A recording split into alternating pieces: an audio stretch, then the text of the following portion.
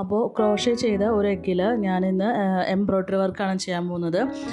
ഈ ഒരു ഈസ്റ്റർ എഗ്ഗൊക്കെ ആയിട്ട് നമുക്കതിനെ യൂസ് ചെയ്യാനായിട്ട് പറ്റും. അപ്പോൾ ഞാൻ ആദ്യം ഒരു ഗ്രീൻ കളർ യാൺ എടുത്തിട്ടുണ്ട്. അത് ഞാൻ യാൺ തന്നെയാണ് യൂസ് ചെയ്തിട്ടുള്ളത്, നൂലല്ല. അപ്പോൾ ഇതൊരു വളരെ തിന്നായിട്ടുള്ളൊരു യാണാണ് ഞാൻ യൂസ് ചെയ്യുന്നുണ്ട്. ഒരു 10 രൂപയ്ക്കൊക്കെ കിട്ടുന്നൊരു യാണാണ് ഉപയോഗിച്ചിട്ടുള്ളത്. അപ്പോൾ ആദ്യം തന്നെ സൂചിയിൽ അത് കോർത്തിട്ട് നമുക്ക് എഗ്ഗിൻ്റെ ഉള്ളിൽ അങ്ങോട്ടും ഇങ്ങോട്ടൊക്കെ ഒന്ന് ജസ്റ്റ് ഒന്ന് ഒന്ന് വലിച്ചു നോക്കാം. അതായത് ആ ഒരു നൂല് അതിൻ്റെ ഉള്ളിൽ എഗ്ഗിൻ്റെ ഉള്ളിൽ ടൈറ്റായിട്ട് ഇരിക്കണം. അല്ല എന്നുണ്ടെങ്കിൽ എവിടെയെങ്കിലും ഒരു അറ്റമൊക്കെ പുറത്ത് നിൽക്കുകയാണെങ്കിൽ നമുക്ക് വലിച്ചാൽ നമ്മൾ ചെയ്ത എംബ്രോയ്ഡറി വർക്ക് കഴിഞ്ഞു പോരും. അതുകൊണ്ടാണ് അങ്ങോട്ടും ഇങ്ങോട്ടൊക്കെ ഒന്ന് ചെയ്യുന്നത്. ഇനിയിപ്പോൾ ഞാൻ ഈ എഗ്ഗിൻ്റെ താഴത്തുനിന്നാണ് വർക്ക് ചെയ്ത് തുടങ്ങുന്നത്. അപ്പോൾ ഞാൻ താഴേക്കാണ് ഇപ്പോൾ നൂലിനെ നിർത്തിയേക്കുന്നത്. നമുക്കപ്പോൾ ഇതിൻ്റെ ഒരു നമുക്ക് എത്ര സൈസ് വേണമെന്നുള്ളതൊന്ന് വലിപ്പം നോക്കി മുകളിൽ നിന്ന് താഴേക്കാണ് ഞാനിപ്പോൾ സൂചി കയറ്റുന്നത്. താഴെ യാൺ എവിടെയാണോ നിൽക്കുന്നത് ആ സെയിം ഹോളിലേക്ക് തന്നെയാണ് ഞാനിപ്പോൾ സൂചി കുത്തി ഇറക്കുന്നത്.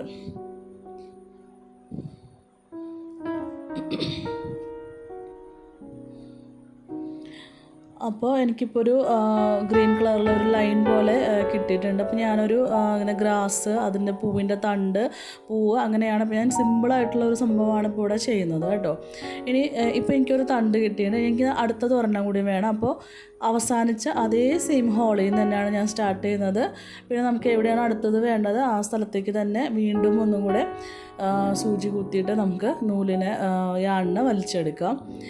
ഇതിങ്ങനെ ഇടയ്ക്കിടയ്ക്ക് നമുക്ക് യാൺ അതിൻ്റെ അകത്തുനിന്ന് ഊരിപ്പോരാനുള്ള സാധ്യതയുണ്ട്.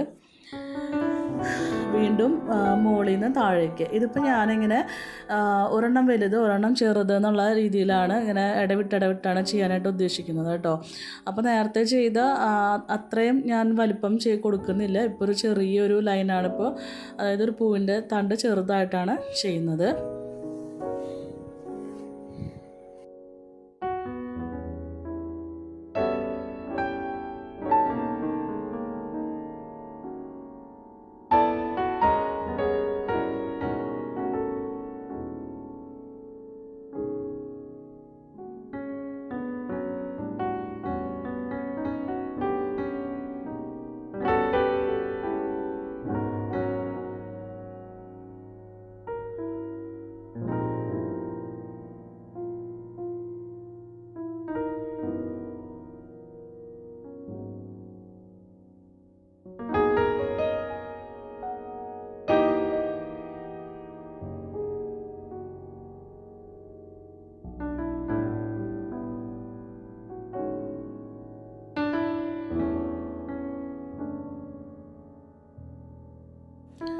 ഇപ്പോൾ പൂവിൻ്റെ തണ്ടുകൾ കംപ്ലീറ്റ് ആയിട്ടുണ്ട്. ഇനി നമുക്കതിൻ്റെ ലീഫാണ് ചെയ്യേണ്ടത് കേട്ടോ.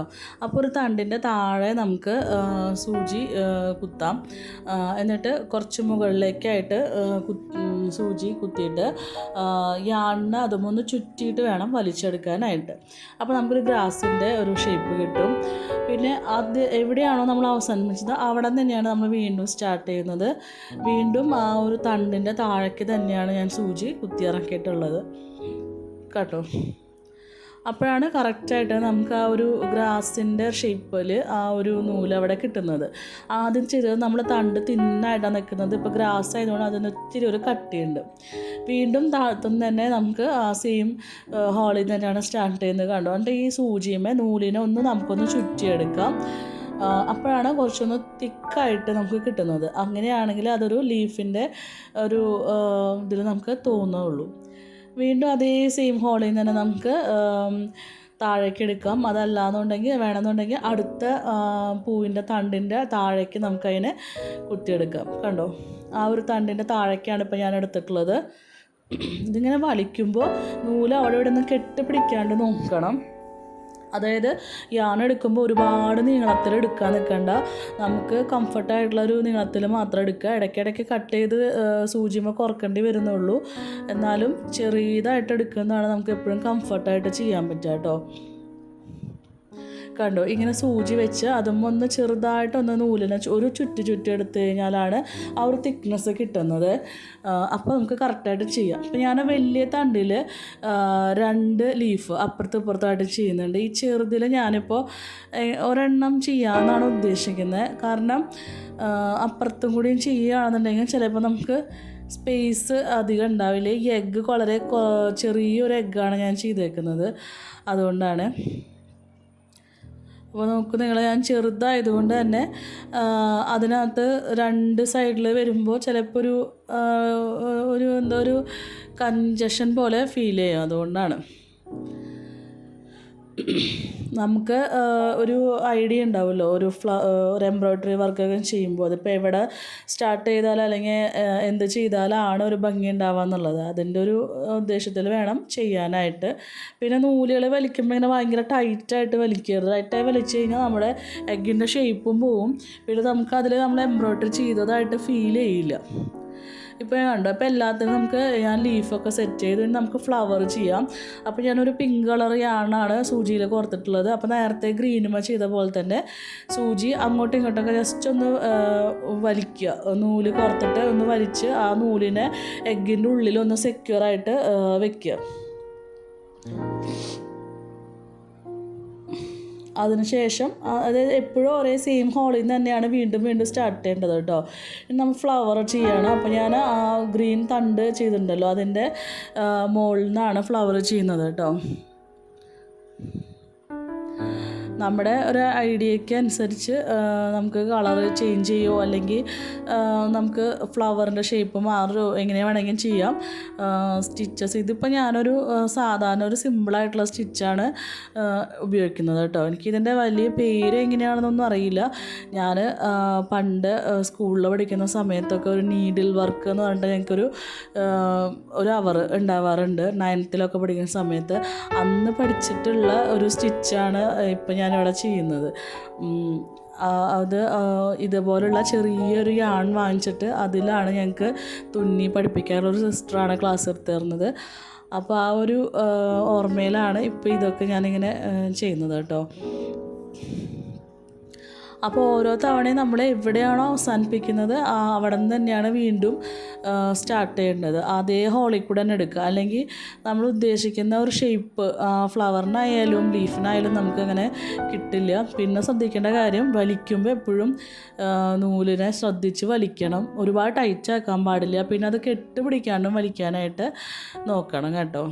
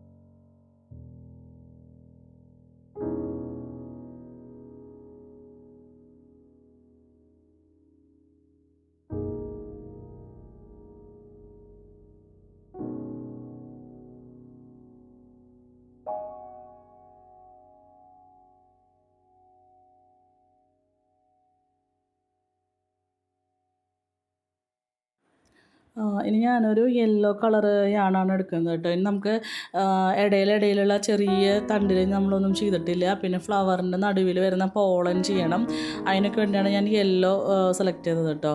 അപ്പോൾ എല്ലാ തവണയും ചെയ്യുന്ന പോലെ തന്നെ നൂലിനെ അങ്ങോട്ടും ഇങ്ങോട്ടൊക്കെ ഒന്ന് വലിച്ച് എഗ്ഗിൻ്റെ ഉള്ളിൽ സെക്യൂർ ആക്കുക. അതിനുശേഷമാണ് നമുക്ക് പോളൻ ചെയ്യാനുള്ളത്. അപ്പോൾ ഇതുപോലെ തന്നെ ചെറിയതായിട്ട് എടുക്കുക.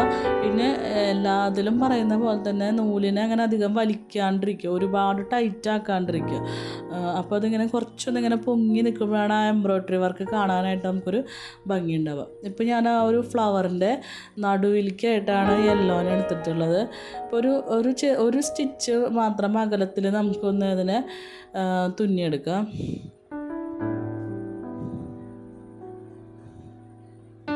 അപ്പോൾ ഈ ഫ്ലവറിൻ്റെ ഉള്ളിൽ നിന്ന് അടുത്ത ഫ്ലവറിൻ്റെ നടുഭാഗത്തേക്ക് സൂചി കയറ്റിയാൽ മതി. അപ്പോൾ തന്നെ ഇതിൻ്റെ ഈ ആദ്യത്തെ ഫ്ലവറിൻ്റെ ഉള്ളിൽ ചെറിയൊരു തുന്നൽ അവിടെ നമുക്ക് കിട്ടും. അപ്പോൾ ചെറുതായിട്ട് ഇങ്ങനെ വലിക്കുക. അപ്പോൾ ആ ഒരു യെല്ലോ കളർ ഞാൻ കുറച്ചൊന്നിങ്ങനെ പൊങ്ങി നിൽക്കുക. അത് കാണുമ്പോഴാണ് നമുക്കൊരു ഭംഗി ഉണ്ടാവുക. അതുപോലെ ഇപ്പോൾ നമുക്ക് നൂല് നിൽക്കുന്നത് അടുത്ത ഫ്ലവറിൻ്റെ നടുവിലേക്കായിട്ടാണ് നിൽക്കുന്നത്. അതും ഇതുപോലെ തന്നെ അതിൻ്റെ തൊട്ടടുത്തുള്ള ഒരു സ്റ്റിച്ചിൽ കുത്തിയിട്ട് നെക്സ്റ്റ് ഫ്ലവറിൻ്റെ നടുവിലേക്ക് വലിച്ചെടുക്കുക.